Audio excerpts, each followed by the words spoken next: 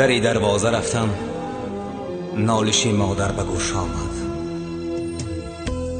جگرها ریش ریش گشت و خون از دیده آمد. اشک چشمان من ریخت، بر دلم زنجیر شد. کاسه زهر خوردن این بهار بر ما تقدیر شد.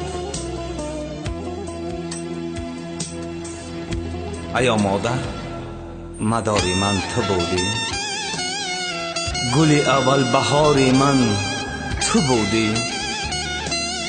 نخستین سرچشمه شعر سرودم، به این هم داستان من تو بودی. بود بدبخت هر کی آزارد پدر، یا که با مادر سخن گوید بقهر. البته در جهان او رسوا شود، 7 دری دوزخ بر رویش وا شود.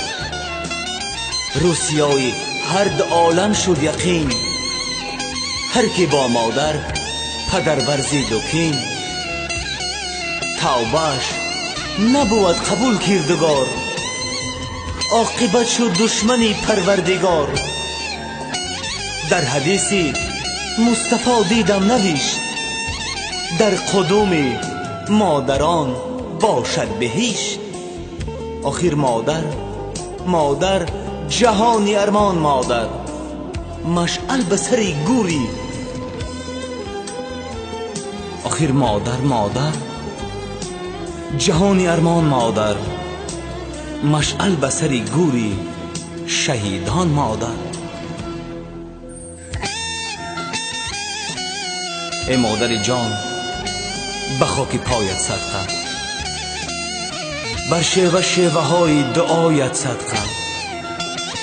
آدم ز دعا سبزد و از آب درخت، بر پند و نصیحت و دعایت صدقه. شاخ اگر بالا رود تا می رود خم می شود. حیف عمر آدمی تا می رود کم می شود. حیف عمر آدمی اول بهار آخر خزان.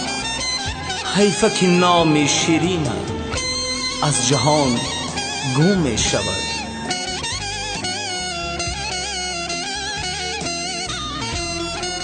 در لبانت مادری جان خنده صبح بهار، رفتی از خانه آن بیگاه خوشحال. گفتی میرم که این شب نآیم، پناهت بر خدا نور محمدی جان.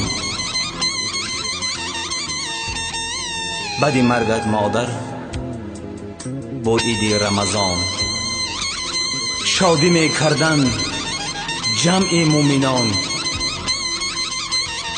لیک ماتم داختیان در خانمان، از برای مادری پر ارمان.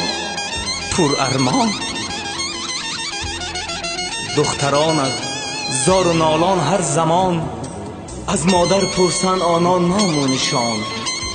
من چی گویم که دهم تسکینشان؟ ای چناری ریشه گردان پسر، مادرم جان مادرم. نیستم شاعر اما می نویسم بهر آن، تا نباشن ناامید خویش و تبار و همسایه ها.